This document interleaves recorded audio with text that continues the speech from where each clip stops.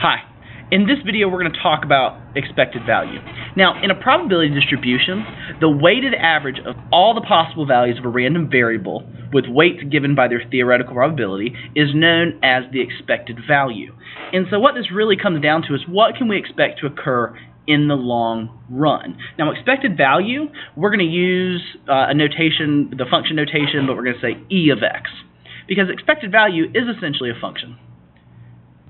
And a formula for that function you can think of is sigma, so the sum of x sub I times p to the x, where p to the x, or p of x, represents the respective theoretical probability. Now, what I mean by theoretical probability is the probability of something occurring in theory. And so for flipping a coin, my probability would be 50% heads, 50% tails. But if I were to run a simulation of, say, 20 runs, I might get 60% heads and 40% tails, and that's experimental probability. So when expected value, we're going to be using the theoretical. And then x represents all the possible values. And so this represents the value for an event occurring. And so if I were to get paid $1 for getting heads and lose $1 for getting tails, the possible value for heads would be 1 times its probability, 50%, and then for tails would be -1 times its probability of 50%, and I would add the two together. So let's look at an example of what this means. Now, I want you to recall from previous units that sigma notation meaning the sum. So we're adding up all of these different weighted averages. So in a game, you win $1 for rolling an odd number on a dice and $2 for an even number. Find the expected value of cash for one roll. So in this one situation, I have a sample space of all the numbers of the die. So 1, 2, 3, 4, 5, and 6. Now, when I roll these die, or I roll the die, each number has a specific probability of it occurring. In this case, all the numbers have a equally likely probability of occurring, and so that probability is that number over the total number. So we have to think back to some of the probability background that we have. So the probability of rolling a 1 would be 1 out of 6 numbers, or 1/6. And if by rolling a 1, so to actually calculate our expected value, what we would need to do is multiply this possible value, or this probability, by its possible value. And so if I roll a 1, I win $1.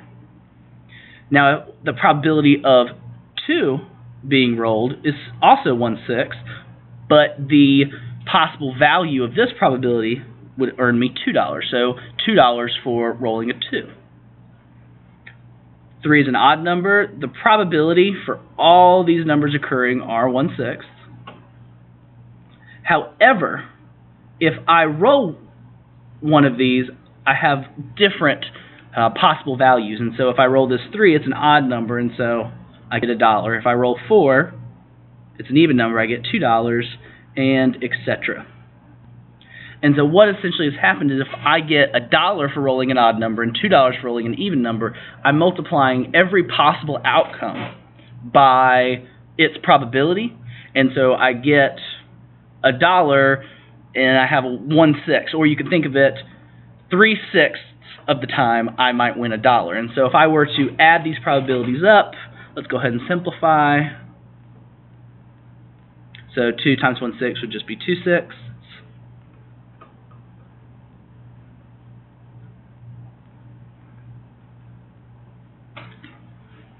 And then if I simplify this, I get 9 out of 6, or 9/6. And in terms, and so thinking about 9/6, what does that value represent? And so if I simplify it to a decimal, 1.5, well then we established that on any given roll, I have an expected value to win $1.50. And so I can say, on average, I will win $1.50 per roll.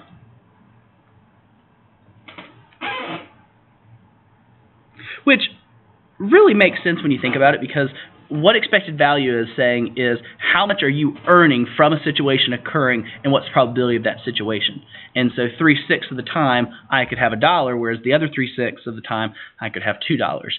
And so we'll take this even further when we're talking about possibly paying to play or charging $1 and then losing $1. So winning $1 versus losing $1. And all of those different instances are just modifications to what we use for expected value.